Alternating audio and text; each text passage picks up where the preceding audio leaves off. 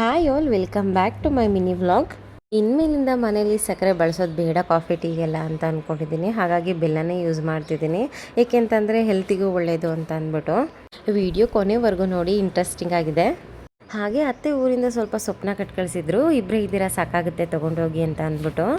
ಈ ಸೊಪ್ಪನ್ನ ನಮ್ಮ ಕಡೆ ಕೀರೆ ಸೊಪ್ಪು ಅಂತ ಕರೀತಾರೆ, ಮತ್ತು ಅರವೆ ಸೊಪ್ಪು ಅಂತ ಕರೀತಾರೆ. ನೀವು ಹೇಗಂತ ಕರಿತೀರಾ ಅಂತ ಕಮೆಂಟಲ್ಲಿ ತಿಳಿಸಿ. ಮೊಸಪ್ಪು ಮಾಡೋಣ ಅಂತ ಅಂದ್ಬಿಟ್ಟು ತೊಳೆದಿರೋ ಅಂಥ ಬೇಳೆಗೆ ಸ್ವಲ್ಪ ನೀರು ಹಾಕಿ ಸೊಪ್ಪು, ಒಂದೇ ಒಂದು ಟೊಮೊಟೊ, ಒಂದು ಅರ್ಧ ಈರುಳ್ಳಿ, ಒಂದು ಸ್ವಲ್ಪ ಬೆಳ್ಳುಳ್ಳಿ, ಉಪ್ಪು ಹಾಕಿ ಒಂದೆರಡು ವಿಜಿಲ್ ಕೂಗಿಸ್ಕೊತಾ ಇದ್ದೀನಿ. ಇದು ಕೂಗಾದ್ಮೇಲೆ ಹಾರಾಕ್ಬಿಟ್ಟು ಸ್ವಲ್ಪ ಅಂಗಡೀಲಿ ಏನೋ ಐಟಮ್ ತೊಗೊಬರ್ಬೇಕು ಅಂದ್ಬಿಟ್ಟು ಹೊರಗಡೆ ಹೋಗಿದ್ದೆ.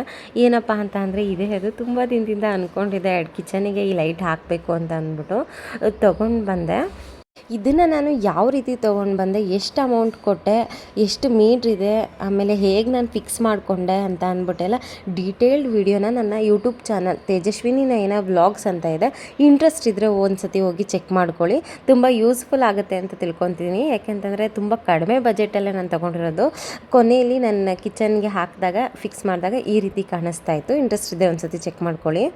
ಹಾಗೆ ಸಬ್ಸ್ಕ್ರೈಬ್ ಆಗಿ ಬೆಲ್ ಐಕಾನ್ ಕ್ಲಿಕ್ ಮಾಡಿ ಆಲ್ ಅನ್ನೋದ್ರ ಮೇಲೆ ಕ್ಲಿಕ್ ಮಾಡಿದ್ರೆ ನಾನು ನೆಕ್ಸ್ಟ್ ಏನು ವಿಡಿಯೋ ಹಾಕ್ತೀನಿ ಅದ್ರದ್ದು ನೋಟಿಫಿಕೇಷನ್ ನಿಮಗೆ ಬರುತ್ತೆ.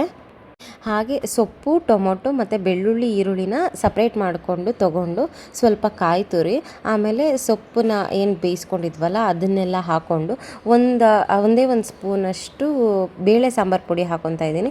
ಅದನ್ನು ಸ್ವಲ್ಪ ರುಬ್ಕೊಂಡ್ರೆ ಸಾಕು ತರಕಾರಿಯಾಗಿ. ನೆಕ್ಸ್ಟ್ ಇನ್ನೊಂದು ಪಾತ್ರೆಗೆ ಒಂದು ಸ್ವಲ್ಪ ಎಣ್ಣೆ, ಸ್ವಲ್ಪ ಸಾಸಿವೆ ಮತ್ತು ಈರುಳ್ಳಿ, ಕರಿಬೇವಿನ ಸೊಪ್ಪು ಮತ್ತು ಒಂದು ಒಣಮೆಣ್ಸಿನ್ಕಾಯಿ ಹಾಕಿ ಬೇಳೆ ಬೇಯಿಸ್ಕೊಂಡಿದ್ವಲ್ಲ ಅದು, ಮತ್ತು ಸೊಪ್ಪು ರುಬ್ಕೊಂಡಿದ್ವಲ್ಲ ಅದು, ರುಚಿಗೆ ತಕ್ಕಷ್ಟು ಉಪ್ಪು ಹಾಕಿ ಒಂದೆರಡು ಕುದಿ ಬರೋವರೆಗೂ ಬೇಯಿಸ್ಕೊಂಡ್ರೆ ಸೊಪ್ಪಿನ ಸಾರು ರೆಡಿ ಆಗುತ್ತೆ. ಬರೀ ಕೀರೆ ಸೊಪ್ಪು ಅಂದರೆ ಅರವೆ ಸೊಪ್ಪು ಮಾತ್ರ ಯೂಸ್ ಮಾಡಿಕೊಂಡು ಮಾಡಿರೋವಂಥ ಸಾಂಬಾರಿದು. ನಾನು ಯೂಶ್ವಲಿ ಯಾವಾಗಲೂ ಮಾಡೋದು ತಪ್ಪಲೆಯಲ್ಲಿ ಮುದ್ದೆನ, ಇವತ್ತು ಬಾಣಲಿಲಿ, ಏಕೆಂದರೆ ನೆನೆ ಹಾಕ್ಬಿಟ್ಟಿದೆ ಅಂತ ಅಂದ್ಬಿಟ್ಟು ಬಾಣಲಿಲಿ ಮಾಡ್ತಿದ್ದೀನಿ. ಒಂಚೂರು ಗಂಟಿಲ್ಲದೆ ಬಾಣಲಿಲಿ ಈ ಥರ ಮಾಡ್ಕೊತಾ ಇದ್ದೀನಿ.